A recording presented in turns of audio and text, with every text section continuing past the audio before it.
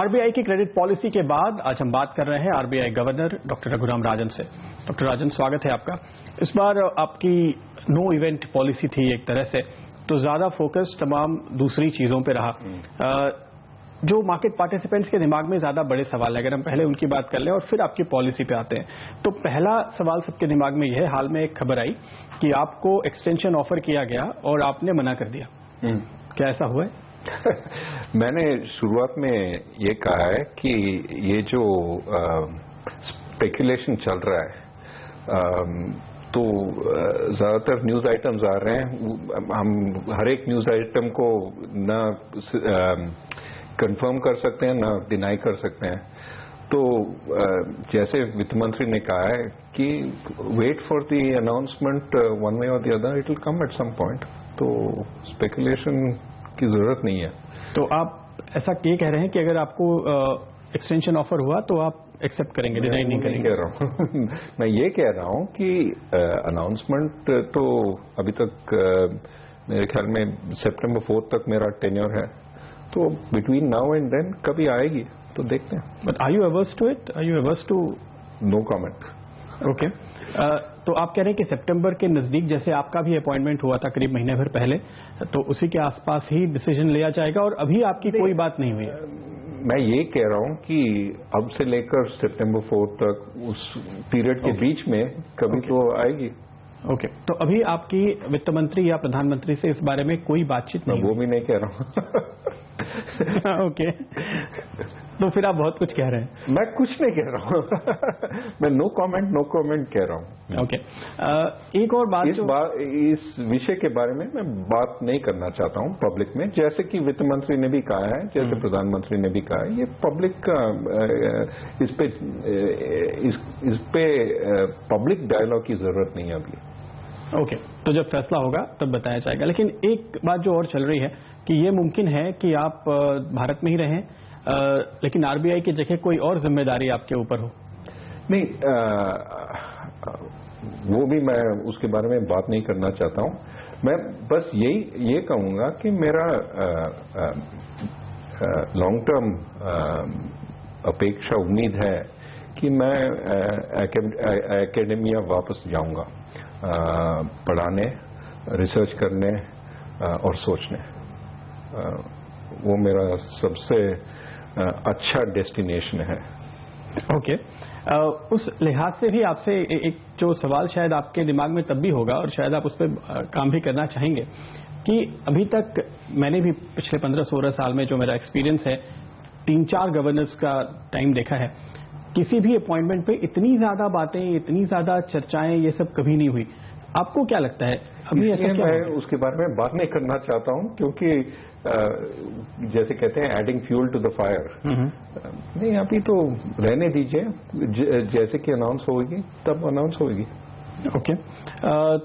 अगर आप पीछे देखते हैं कि इन 3 सालों में आपने बहुत सारे डिसीजंस लिए, जिससे जो इन्वेस्टिंग कम्युनिटी है वो काफी खुश भी है, मार्केट को आपके ऊपर काफी कॉन्फिडेंस भी है, तो ऐसा कौन सा डिसीजन आपको लगता है वो थोड़ा कंट्रोवर्शियल था या उससे शायद दिक्कत हुई, या जिसके चलते आपको इतनी सारी दिक्कतों का सामना करना पड़ रहा है? हर एक रेट डिसीजन में काफी कंट्रोवर्सी है। जैसे कि यूपीए गवर्नमेंट में हमने रेट को बढ़ाया, पहले 25 बेसिस पॉइंट्स, फिर एक और 25 बेसिस पॉइंट, पूरे 50 बेसिस पॉइंट्स बढ़ाया। तब काफी ज्यादा कंट्रोवर्सी था, क्योंकि लोग कह रहे थे कि अब इकोनॉमी काफी दुर्बल है, रेट को क्यों बढ़ा रहे हो। और उसके बाद हमने रेट काटा 150 बेसिस पॉइंट्स जनवरी 2015 से।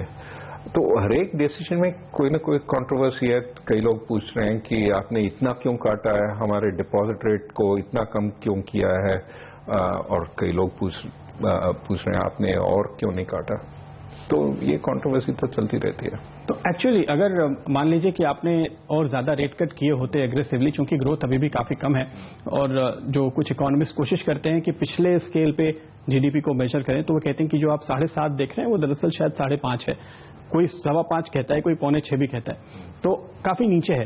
तो और ज्यादा एग्रेसिवली अगर आप रेट कट करते, जो कि सभी की अगर आपसे शिकायत है, तो क्या होता?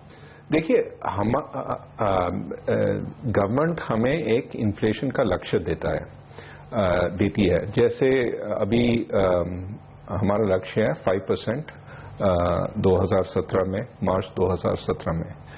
तो हमें ये सोचना है कि हम वो 5% पहुंच सकते हैं कि नहीं, और उस हिसाब से हम रेट को घोषित करते हैं।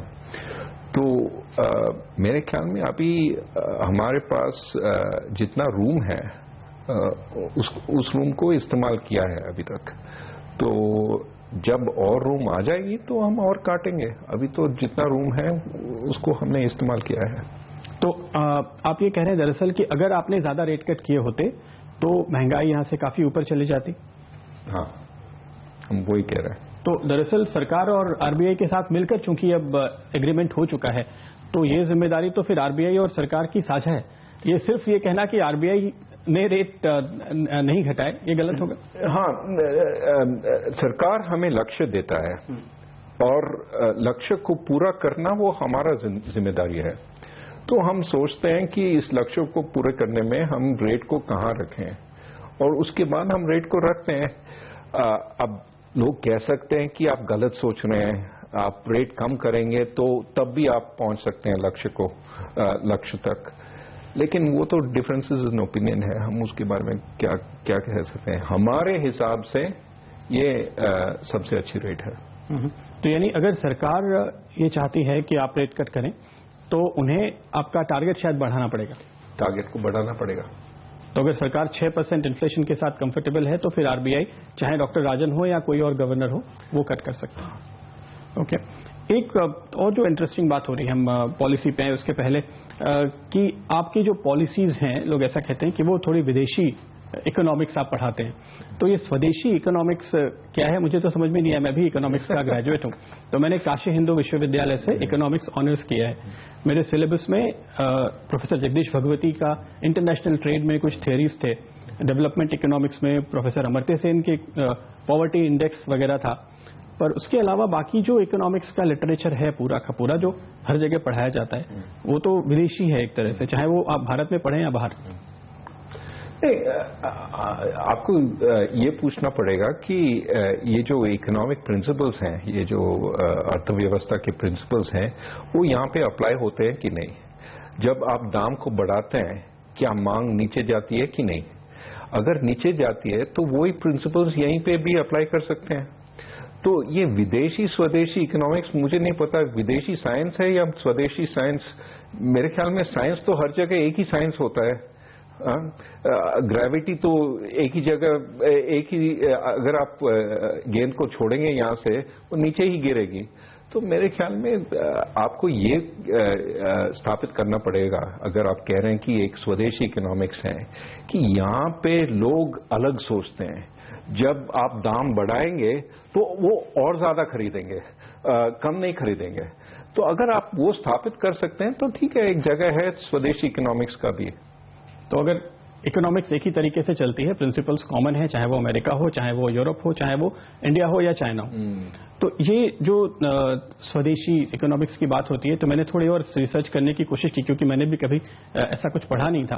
तो जो एक सोच समझ में आ रही है वो ये है, कुछ लोग ऐसा मानते हैं हमारे देश में कि ग्लोबली इस समय जो एक इकोनॉमिक सिस्टम है जहां पे डॉलर एक डोमिनेंट करेंसी है, और आईएमएफ और वर्ल्ड बैंक जैसे जो इंस्टीट्यूशंस हैं वो शायद अमेरिका का इंटरेस्ट प्रोटेक्ट करने और डॉलर को डोमिनेंट बनाए रखने के लिहाज से पॉलिसीज बनाते हैं, और हमको उस सिस्टम से थोड़ा अलग हटके कुछ सोचना चाहिए। तो वो मैं मानता हूं कि हम सोच सकते हैं कि ये इंस्टीट्यूशंस डोमिनेटेड हैं इंडस्ट्रियल कंट्रीज, इनकी जगह यहाँ वहाँ पे काफी मजबूत है, और हमारा जगह, हमारा पोजीशन वहाँ पे अच्छा नहीं है। तो ये तो हम मान सकते हैं, और हम ये भी कह सकते हैं कि इसलिए हमें प्रपोज करना है एक नया सिस्टम, एक नया प्रणाली कहते हैं, और उस पे हमें काफी रिसर्च करना पड़ेगा कि इंडिया के लिए सबसे अच्छी प्रणाली क्या होगी। लेकिन उसका मतलब नहीं है कि इंडिया में मांग एक दूसरे तरीके से चलती है।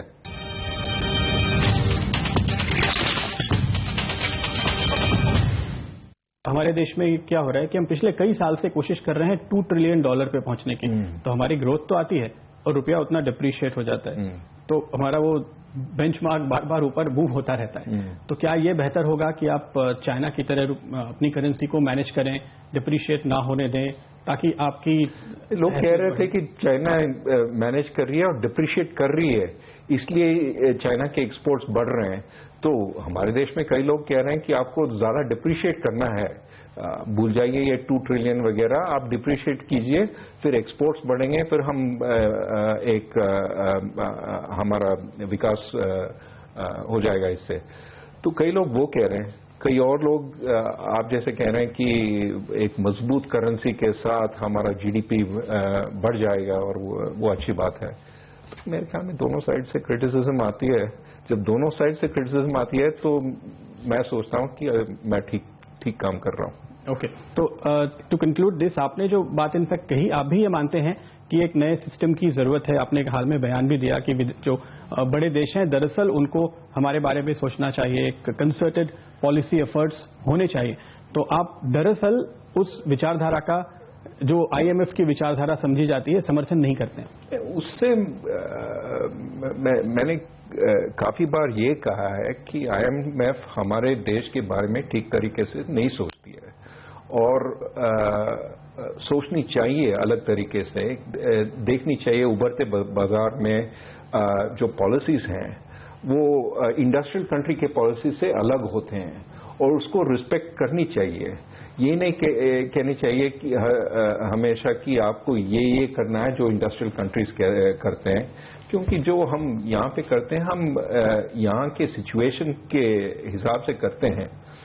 तो वो तो मैं हमेशा कहता हूँ और ये भी कहा है पब्लिक में कि हमें एक नया इंटरनेशनल मॉनेटरी सिस्टम चाहिए जिसमें ये जो इंडस्ट्रियल कंट्री सेंट्रल बैंक्स हैं जो वो कर रहे हैं उसके अगेंस्ट थोड़ा प्रोटेक्शन होनी चाहिए इमर्जिंग मार्केट्स में। और ऐसा सिस्टम मैंने आउटलाइन किया है एक पेपर में। तो मैं मानता हूं कि डिफरेंसेस इन ओपिनियन हो सकते हैं इंटरनेशनल मॉनेटरी सिस्टम के बारे में। मैं ये नहीं मानता हूं कि डिमांड या सप्लाई के बारे में डिफरेंसेस इन ओपिनियन हो सकते हैं या महंगाई के कारण। हाँ, हमारे इंस्टीट्यूशंस अलग हैं, महंगाई यहाँ अलग तरीके से चल सकती है, लेकिन महंगाई को कम करने के लिए हमें मांग को कम करना है और आपूर्ति सप्लाई को बढ़ाना है। ये तो इंटरनेशनल प्रिंसिपल है, ये इंडिया में भी यही प्रिंसिपल होनी चाहिए। आपने इस बार जो पॉलिसी में इन्फ्लेशन की बहुत चिंता बताई है, क्या आप वाकई चिंतित हैं इन्फ्लेशन से? नहीं, हमने ये कहा है कि ये जो लेटेस्ट रीडिंग है इन्फ्लेशन की, अप्रैल की रीडिंग है, इसमें थोड़ा सरप्राइज है। हम सोच रहे थे इतना ज्यादा फूड इन्फ्लेशन नहीं होगी, लेकिन थोड़ा हम सरप्राइज हुए हैं इससे। तो अभी आगे देखना है कि मानसून के आने के बाद और जो मई के रीडिंग्स, जून के रीडिंग्स हम देख के हमें पता चलेगा कि ये जो सरप्राइज है ये परसिस्ट करेगी या ये वन ऑफ है। तो आपने चिंता जताई लेकिन अपना प्रोजेक्शन रिवाइज नहीं किया, तो हमने वेट्स, प्रोबेबिलिटी वेट्स थोड़ा बढ़ाया हायर इन्फ्लेशन की, लेकिन वो जो अपेक्षा है, जो प्रोजेक्शन है, उसको बढ़ाया नहीं। ओके, एक और जो चीज हो गई है इस बीच, लेकिन कि क्रूड $50 के ऊपर निकल आया है, तो ऐसी स्थिति में आपका एजम्पशन मेरे ख्याल से 40 का ही था। अप्रैल का एजम्पशन 40 था, इस बार 50 है। ओके, इसके चलते ही ये प्रोबेबिलिटी बढ़ी है। तो अगला जो रिवीजन होगा उसमें अपसाइड रिवीजन होने की कितनी प्रोबेबिलिटी आप देखते हैं? अब वो मुझे पता नहीं। हम कह रहे हैं कि महंगाई, तो अगर हम ये कहें कि क्रूड ना घटे, क्रूड इसी लेवल पर रहे, हाँ, और फिर पे कमीशन और OROP को लेकर भी अब उम्मीद की जा रही है कि 1-2 महीने में स्थिति स्पष्ट हो जाएगी, वो भी आप जब डिस्काउंट करेंगे। कई रिस्क्स हैं जिससे महंगाई बढ़ सकती है। जैसे ये पे कमीशन रिपोर्ट अगर काफी जेनरस है तो महंगाई बढ़ सकती है। अगर मॉनसून अच्छी नहीं होगी तो महंगाई बढ़ सकती है। लेकिन कई रिस्क हैं, कई कारण हैं जिससे महंगाई कम भी हो सकती है। अगर मॉनसून अच्छी हो तो महंगाई कम हो सकती है। अगर कई स्टडीज दिखाते हैं कि अगर रिजर्वोयर्स भर जाते हैं तो इस बार भी अच्छी होगी फसल और अगली बार भी अच्छी हो सकती है। तो इसलिए खाद्यान्न का दाम नीचे आएगी। तो देखना पड़ेगा। तो अगर आप कह रहे हैं कि पे कमीशन इम्प्लीमेंट हुआ, OROP इम्प्लीमेंट हुआ और उसके बाद भी ये केवल अच्छी बारिश की वजह से इतना काउंटर बैलेंस होगा क्या? हो सकता है, क्योंकि आपने पिछली बार बोला था कि देखिए फूड का जो CPI का 45% कंपोनेंट है, तो इसलिए एक तो वो है।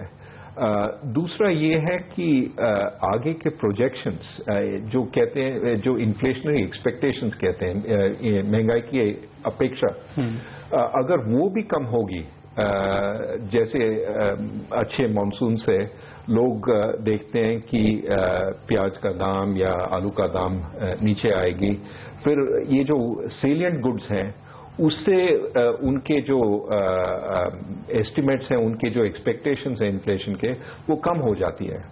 तो अगर वैसे स्थिति पैदा होती है तब हमें उम्मीद है कि इन्फ्लेशन नीचे आएगी। ओके। आपने पिछली बार जैसे बताया था कि 1 से 1.5%, 100 to 150 बेसिस पॉइंट OROP और पे कमीशन का इम्पैक्ट हो सकता है। तो अगर आधे साल के लिए, 6 महीने के लिए भी लागू हुआ तो कुछ तो इम्पैक्ट जरूर दिखेगा। इम्पैक्ट तो जरूर दिखेगा। हमें ये सोचना है कि इसमें परमानेंट कंपोनेंट क्या है, टेम्पररी कंपोनेंट क्या है। जैसे कि ये हाउस रेंट अलाउंस से अगर गवर्नमेंट ने हाउस रेंट अलाउंस को बढ़ाया तो उससे ये जो रेंटल कंपोनेंट है वो बढ़ेगी। CPI में जो रेंटल कंपोनेंट है तो वो ऑलमोस्ट ऑटोमेटिकली बढ़ेगी 1-2 साल के लिए। तो हमें ये सोचना है कि इसका परमानेंट कंपोनेंट क्या है, क्योंकि थोड़ा तो एडजस्टमेंट, टेम्पररी एडजस्टमेंट होगी उससे, लेकिन उससे अगर इन्फ्लेशनरी एक्सपेक्टेशंस बढ़ेंगे तो उसको हमें वो कैलकुलेशंस हमें करना पड़ेगा कि एक्सपेक्टेशंस कितने बढ़ेंगे इससे। ओके, यानी महंगाई का अनुमान रिवाइज होगा ऊपर की तरफ, इसके लिए ये कारण है, पर उसको देखते हुए आपकी पॉलिसी, आपके रेट कट पे असर पड़ेगा या नहीं, ये डिपेंड करेगा, ये आप एनालाइज करेंगे।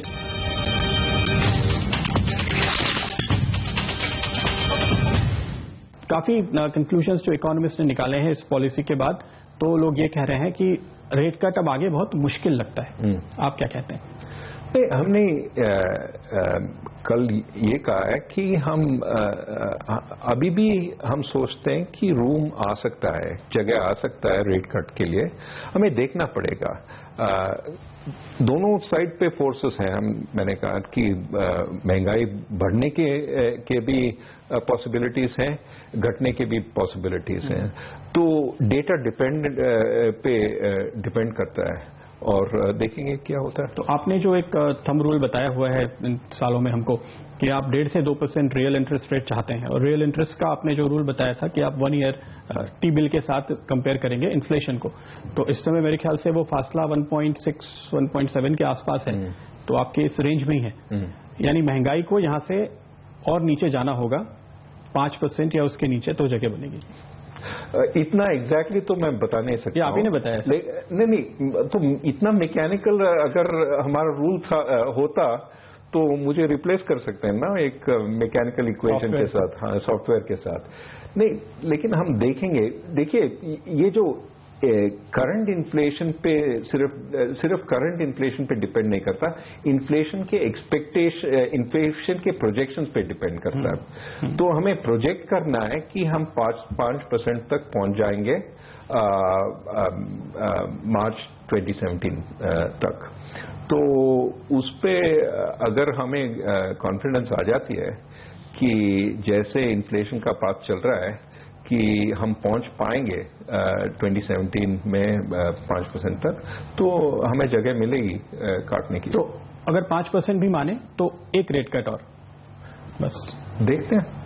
लेकिन अगर आप रेट कट करें या ना करें, ऐसा लगता है कि अब आपका जो फोकस रहा है, आपने पॉलिसी के बाद भी बोला कि बैंक्स के पास जगह है कि वो और ज्यादा ट्रांसमिट करें, यानी आप अगर 25 बेसिस पॉइंट ही कम करते हैं फिर भी बैंक्स और ज्यादा कम कर सकते हैं।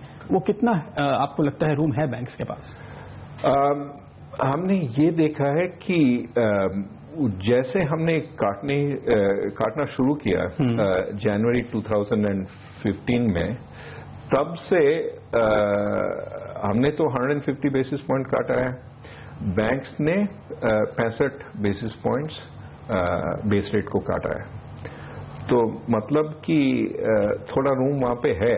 बैंक कहना है कि जब आरबीआई ने रेट बढ़ाए थे पहले तो उन्होंने इतने बढ़ाए भी नहीं थे। तो ये बहाना है या ये सच लॉजिकल है? ये वैसे वो ठीक कह रहे हैं कि उन्होंने इतना बढ़ाया भी नहीं उस वक्त, लेकिन मेरे ख्याल में अभी थोड़ा जगह है और काट सकते हैं। अब वो देख रहे हैं कि क्रेडिट डिमांड कितनी है। अभी तक क्रेडिट डिमांड काफी वीक है कॉर्पोरेशन से।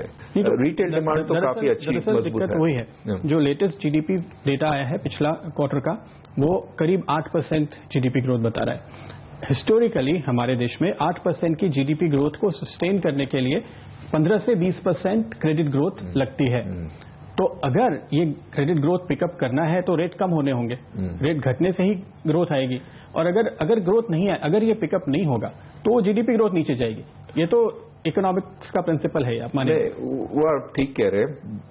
जो बाकी चीज है जो अभी तक नहीं आई है वो प्राइवेट इन्वेस्टमेंट है।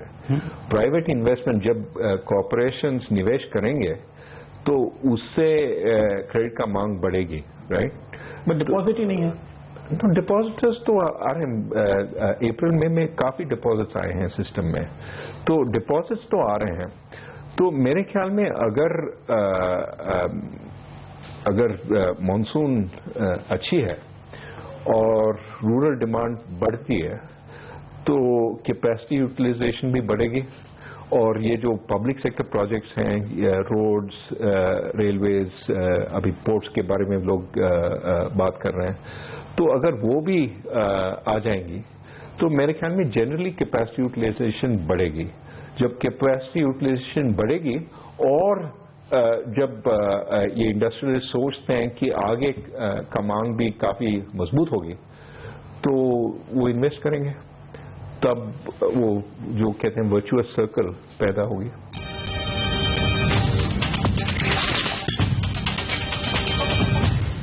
एक और भी जो चर्चा चल रही है कि हो सकता है कि अगली पॉलिसी आपकी ना हो, इसलिए कि तब तक मॉनेटरी पॉलिसी कमेटी आ जाएगी।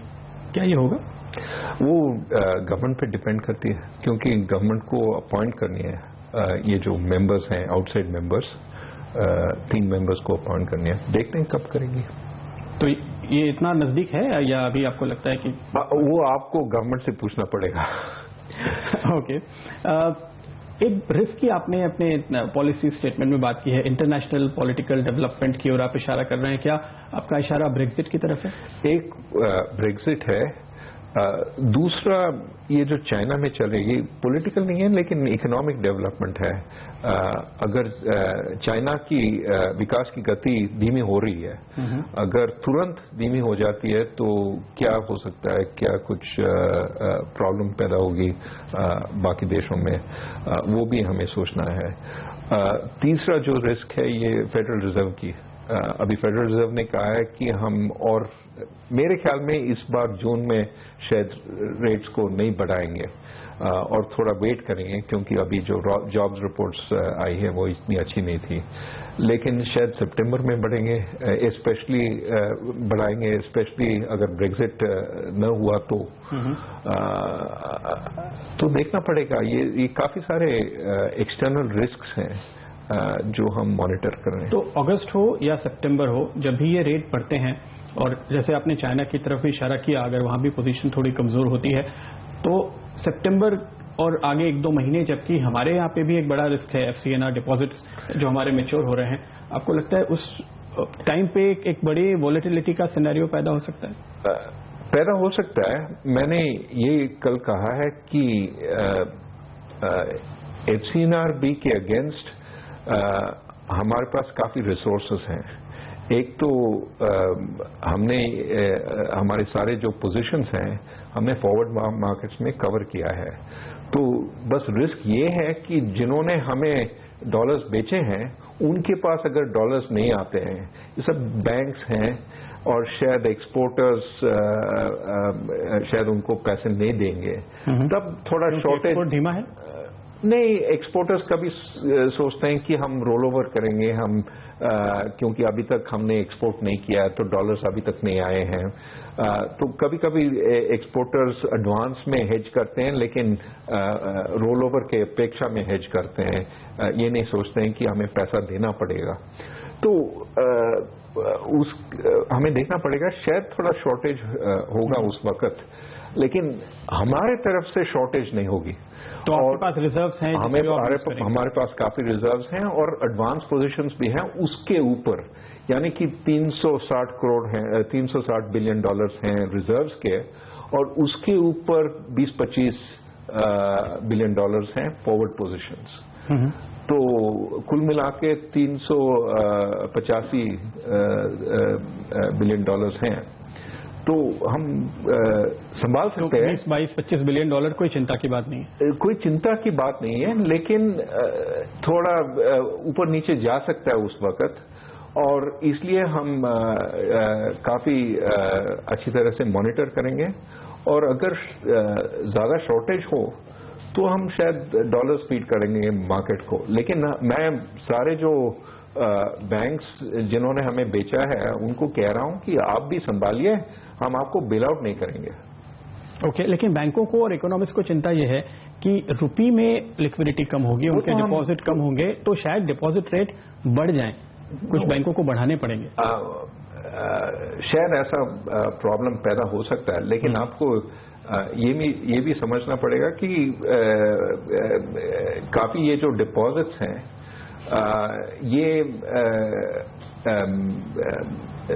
लोन्स में इन्वेस्ट नहीं हुए हैं, ये सिक्योरिटीज में इन्वेस्ट हुए हैं। तो वो सिक्योरिटीज को बेचेंगे और डिपॉजिट को वापस करेंगे, कई बैंक्स वो करेंगे। तो हमें देखना है कि नेट शॉर्टेज क्या होगी। नेट शॉर्टेज तब पैदा हो सकती है जब आपने लोन दिया है और उसको फाइनेंस करने के लिए आपने FCNR डिपॉजिट्स लिया है, और इसलिए तब जब आपको वापस देना पड़ेगा FCNR भी डिपॉजिट, आपको कहीं फ्रेश जगह से आपको डिपॉजिट लेनी पड़ेगी, और तब डिपॉजिट रेट शायद बढ़ सकती है। ओके, तो आप ये एश्योरेंस दे रहे हैं कि डॉलर की कमी हुई तो आप देखेंगे कि आपको इंटरवीन करना है कि नहीं, लेकिन रुपी लिक्विडिटी की कमी हुई तो आप पूरा सपोर्ट करेंगे? हम पूरा सपोर्ट करेंगे।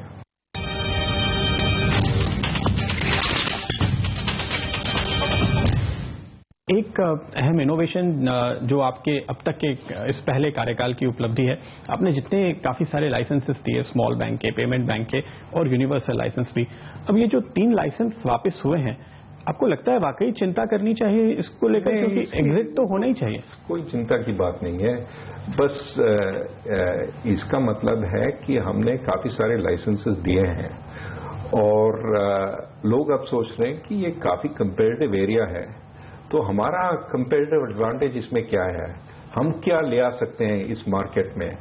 और जो लोग बाहर जा रहे हैं वो कह रहे हैं कि अगर हमें यहाँ पे compete करना है तो हमें काफी इन्वेस्ट करना पड़ेगा, और हमारा नेचुरल एडवांटेज नहीं है। नेचुरल एडवांटेज मोबाइल कंपनीज में है, पोस्ट ऑफिस में है, क्योंकि पोस्ट ऑफिस में 150,000 पोस्ट ऑफिसेज हैं, तो एक्सेस पॉइंट्स इनमें ऑलरेडी हैं, और पेटीएम जैसे लोग हैं जो ऑलरेडी इंटरनेट पे हैं और काम कर रहे हैं उस पे। तो अगर कोई और कंपनी को इस जगह में कम्पीट करना हो तो उनको काफी इन्वेस्टमेंट करना पड़ेगा। वो सोच रहे हैं कि शायद इसमें ज्यादा वैल्यू नहीं है। तो कुछ लोग ये भी कहते हैं कि दरअसल इसमें बैंक जैसा कुछ है नहीं, ये तो बेसिकली ट्रांजैक्शन प्रोसेसिंग कंपनीज हैं, इसलिए कहते हैं पेमेंट बैंक। हाँ। पेमेंट मतलब ट्रांजैक्शंस, लेकिन इसमें पैसा लोग पैसा बना सकते हैं। अगर आप रिमोट विलेजेस को सर्विस करते हैं तो थोड़ा सा कमीशन लीजिए उसमें, लेकिन सर्विस कीजिए अच्छी तरह से, और लोग पैसे भी देंगे आपको क्योंकि उनको फायदा हो रही है। ओके तो आपने जो पेनल्टी की बात की, क्या आगे आने वाले सारे लाइसेंसेस में ये क्लॉज होगा कि अगर आप लाइसेंस लौटाएं तो पेनल्टी लगेगी? नहीं, पेनल्टी की इतनी जल्दी बात नहीं करनी चाहिए। हम बस ये कह रहे हैं कि थोड़ा सोच समझ के लाइसेंस के लिए अप्लाई कीजिए। आजकल शॉर्टेज नहीं है लाइसेंसेस की, तो जैसे पुराने जमाने में लोग लाइसेंस लेके उस पर बैठते थे क्योंकि हर 10 साल लाइसेंस का विंडो खुल जाता था।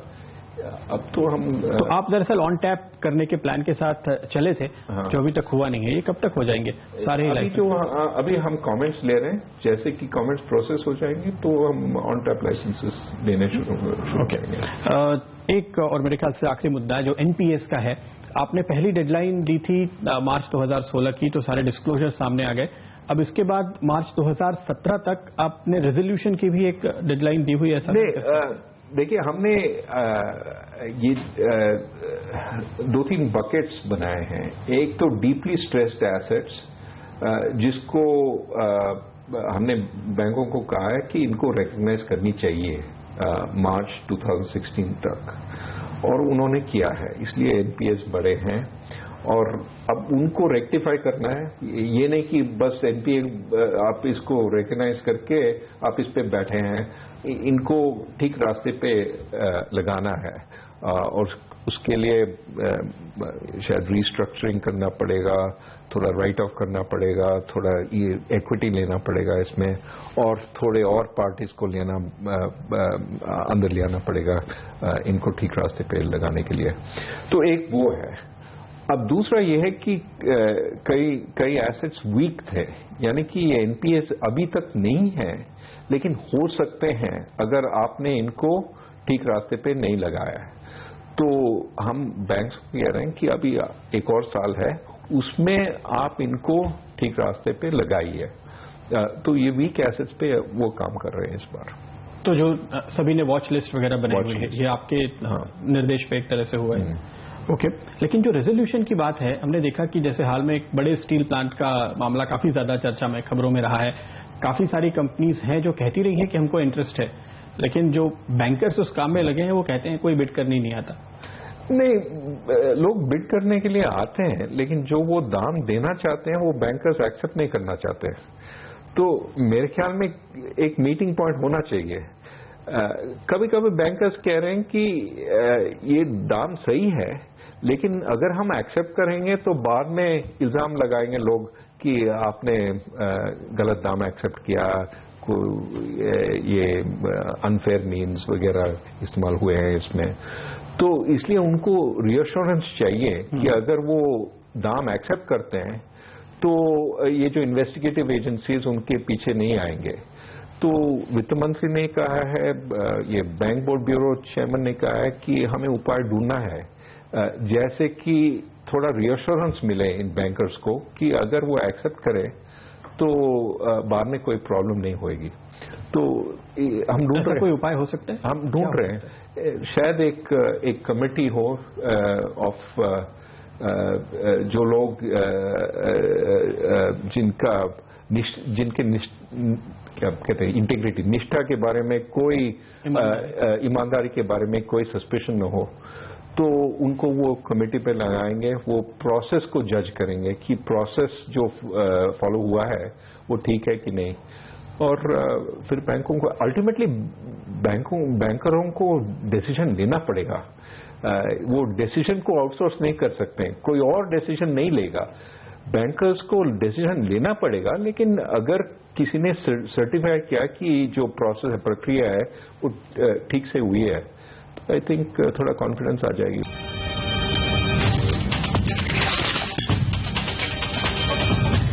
बैड बैंक बनाने का जो एक प्लान है, उस पर आपके कुछ रिजर्वेशंस हैं? नहीं, रिजर्वेशंस एक तो ये है कि बैड बैंक वो बैंकरों का बैड बैंक नहीं होनी चाहिए कि हम एक हाथ से बेच रहे हैं और दूसरे हाथ से हम पूरा अपने ही बैलेंस शीट में ले रहे हैं। तो और भी लोग होनी चाहिए इसमें। हाँ, तो आप कह रहे हैं कि बैंक्स का माइनॉरिटी होल्डिंग्स है तो अच्छी होगी। एक तो गवर्नमेंट से इन्वेस्टमेंट आएगी, ये नेशनल इन्वेस्टमेंट फंड से, इंफ्रास्ट्रक्चर इन्वेस्टमेंट फंड, और शायद दूसरे लोग भी आ जाएंगे, ये जो सॉवरेन वेल्थ फंड्स हैं, ये जो एक्सपर्ट्स हैं रेजोल्यूशन में। अगर काफी सारे लोग इसमें हैं जिनका एक्सपर्टीज है रेजोल्यूशन में और वैल्यूएशन में, मेरे ख्याल में ये काफी अच्छी हो सकती है। अगर बैंकर्स ही मिलकर बनाते हैं, क्योंकि वो इजी है, शायद दूसरे लोग कितना इन्वॉल्व होंगे नहीं होंगे ये भी चैलेंज है, लंबा खींचेगा, तो उसमें आप कोई दिक्कत देखते हैं क्या? उसमें ये प्रॉब्लम आ जाएगी कि आप एक पॉकेट से ले रहे हो, दूसरे पॉकेट में डाल रहे हैं और उसको दूसरे नाम से बुला रहे हैं, तो मेरे ख्याल में काफी कॉन्फ्लिक्ट ऑफ इंटरेस्ट पैदा हो सकती है अगर बस सिर्फ बैंकर्स हैं इसमें। लेकिन इस पूरे प्रोसेस में जो स्थिति आई है, कुछ बैंक आपको अभी ऐसे दिखेंगे जिनके 15% के करीब ग्रॉस एनपीए हो गए हैं, कुछ और दूसरा 10% के आसपास रिस्ट्रक्चर्ड एसेट्स हैं जो भी डाउटफुल हैं कि कितना रिकवर हो पाएगा। तो इनकी वायबिलिटी पे ही सवाल खड़ा हो गया है कि इनका कोई फ्यूचर है या नहीं। देखिए, एनपीए का मतलब नहीं है कि टोटल राइट ऑफ है। एनपीए का मतलब है ये स्ट्रेस्ड एसेट है, ये अभी पैसा चुका नहीं सकते हैं, लेकिन अगर आप ठीक से रिस्ट्रक्चर करेंगे और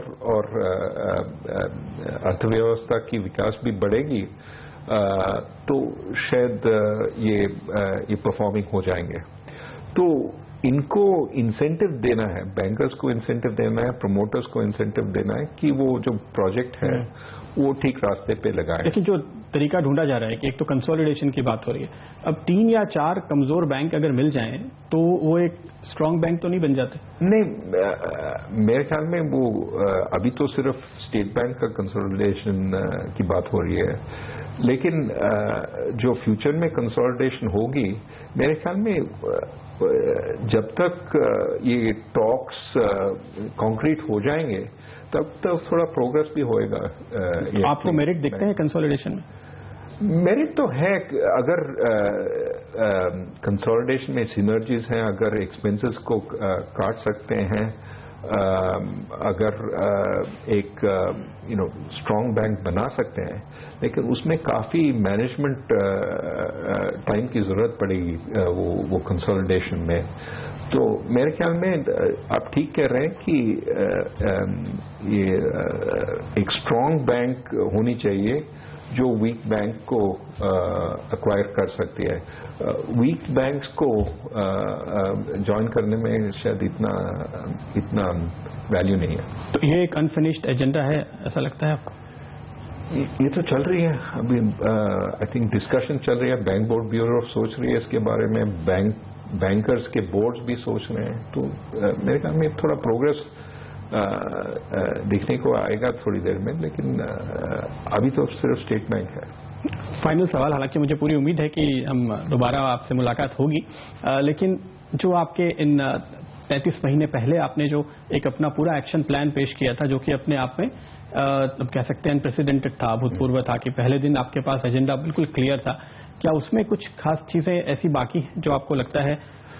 तो जो मैंने तब आउटलाइन किया है, मेरे ख्याल में काफी जो चीजें हमने आउटलाइन किया वो अभी या तो हमने कर लिया है या इन द वर्क्स हैं। जैसे हमने भारत बिल पेमेंट सिस्टम के बारे में उस वक्त बात किया है और अभी चल रही है, अभी एनपीसीआई रोल आउट कर रही है ये सिस्टम।